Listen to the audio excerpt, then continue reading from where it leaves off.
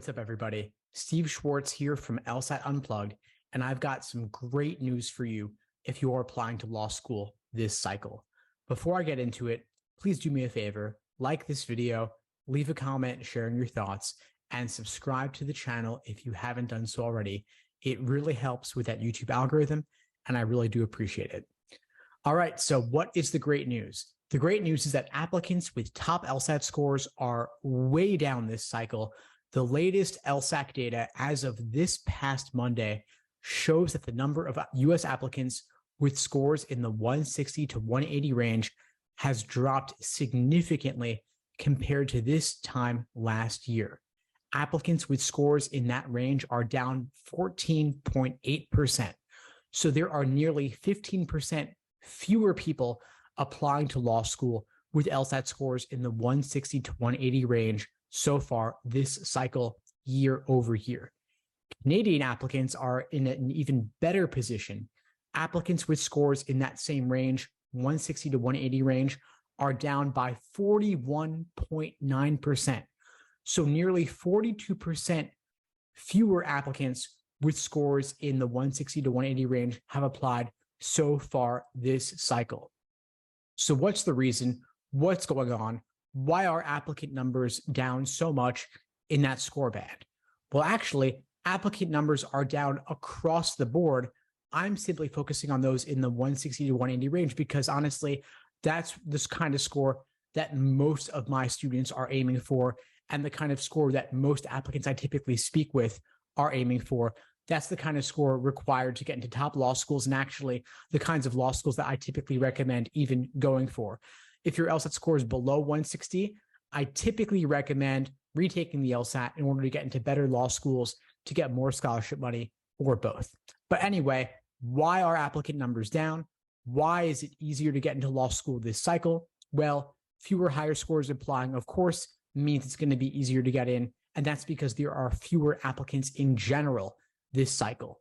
Now, why are there fewer applicants? Well, reason being, more people applied a year or two ago earlier in the pandemic because they were looking to wait out the pandemic, looking to further their education, increase their career prospects by going to law school in the hopes that by the time they get out of law school, the economy is better and the pandemic will no longer be with us. Since a lot of those people have already went, now there are fewer people, relatively speaking. That's why applicant numbers are down.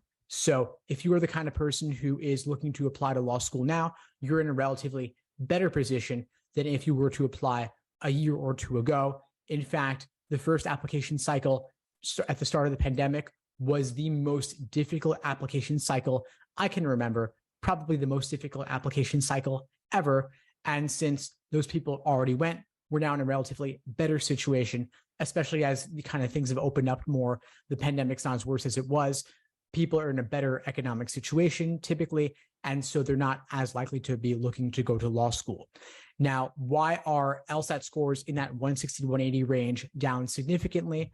Well, another reason is that there are fewer people applying with LSAT Flex scores. LSAT Flex scores, which was LSAT Flex was a temporary version of the LSAT during the beginning of the pandemic. Those scores were actually typically higher than regular LSAT scores because LSAC messed up the curve on the LSAT Flex.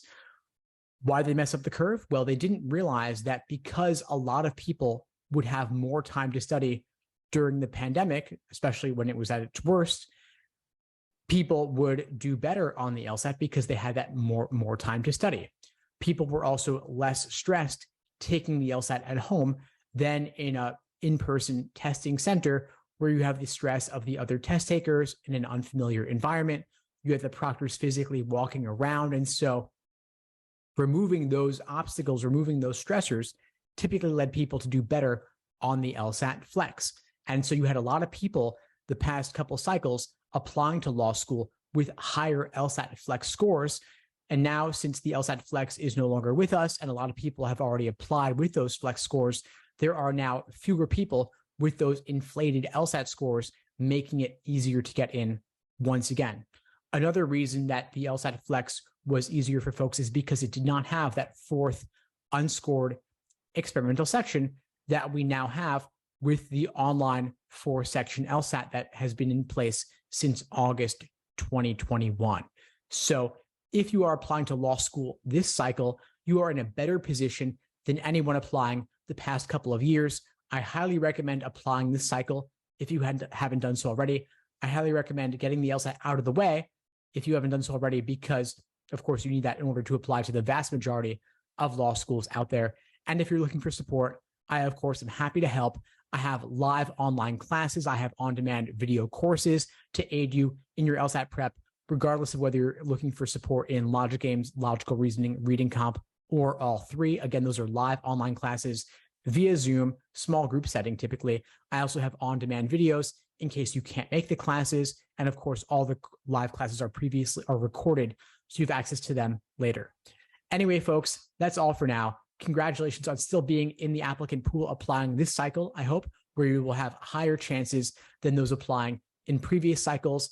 And for those wondering about predictions for future LSAT, for future law school admission cycles, I actually think things will not really get more competitive in the following cycles unless there is a major recession of some kind, which typically leads to a spike in those applying to law school. I think next cycle will probably be roughly similar to this one, barring any sort of major change on the economic front.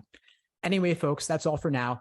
I hope you found this video helpful. Again, if you did, please like the video, leave a comment sharing your thoughts, and subscribe to the channel if you haven't done so already.